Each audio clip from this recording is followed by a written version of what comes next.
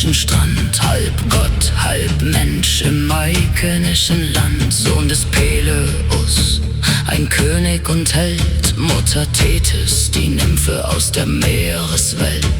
Im 8. Jahrhundert vor Christi Zeit schrieb Homer von Zorn und Unsterblichkeit. Welch ruhmreicher Mann Achilles wohl war, kämpft für Ehr und Freundschaft, so stellt er es dar. Die Mutter Achilles weiß, sagt ihm als Kind seine Wahl.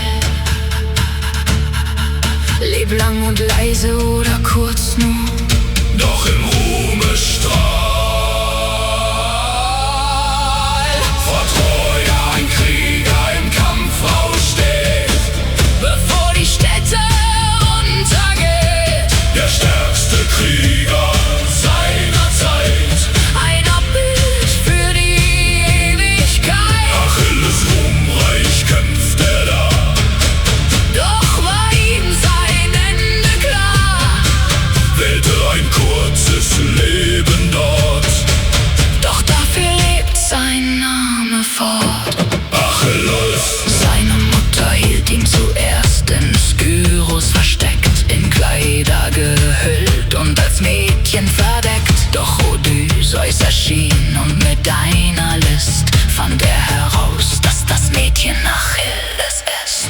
Er legte einen Tisch voller Waffen und Schmuck, und unbedacht hielt Achilles sich nicht zurück. Er packte die Waffen und Odysseus war klar, wer das verkleidete Mädchen da vor ihm war. Durch Prophezeiung war den Griechen bewusst, dass ohne Achilles im Kampf ihr entkommen muss. Vor Troja ein Krieger im Kampf aussteht, Bevor die Städte untergeht. der stärkste Krieger seiner Zeit, Ein Abbild für die Ewigkeit. Achilles ruhmreich kämpft er da, Doch war ihm sein Ende klar.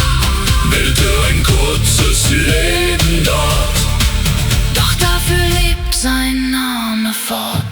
Achilles. Odysseus bringt ihn nach Troja tief in den Krieg. Er bringt Unheil mit sich, er ringt Sieg um Sieg. Als Beute nimmt er die Sklavin Briseis zu sich. Doch Agamemnon verlangt sie und lässt sie ihm nicht. So verweigert Achilles dem Heerführer fortan sein Schwert, den Griechen drohen zu scheitern, nur weil Achilles entehrt. Den Freund Patroklos ließ er schließlich seine Rüstung tragen, wollte dieser sich allein auf das Schlachtfeld wagen.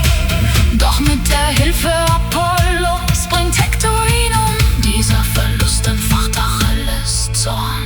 Vor Troja ein Krieger im Kampf aussteht, Der wie ein Berserker durch die Reihen geht. er wütet wild und voller Macht, Hat sogar den Fluss dort gegen sich aufgebracht. der Zorn raubt ihm jeden Verstand. Weil sein bester Freund das Ende fand. Hephaistos schmiedet eine neue Rüstung, Will allein vor Patroklos Mörder stehen. Achilles.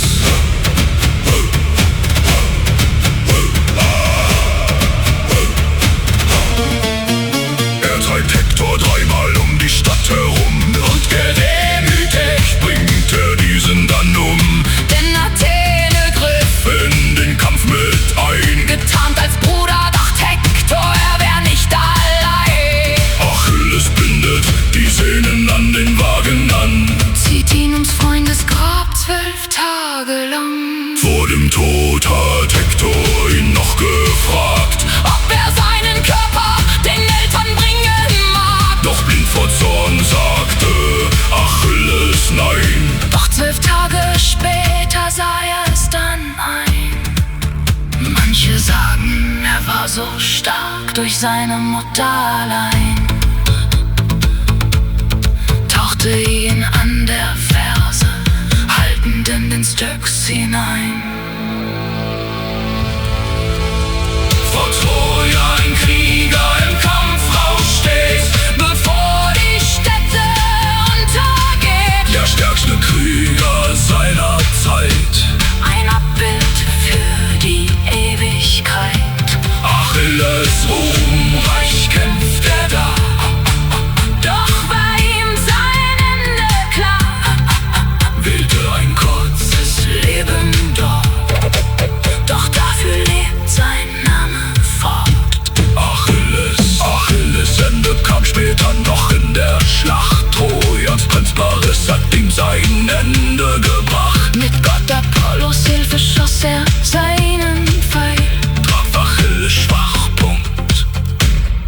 Verse dabei.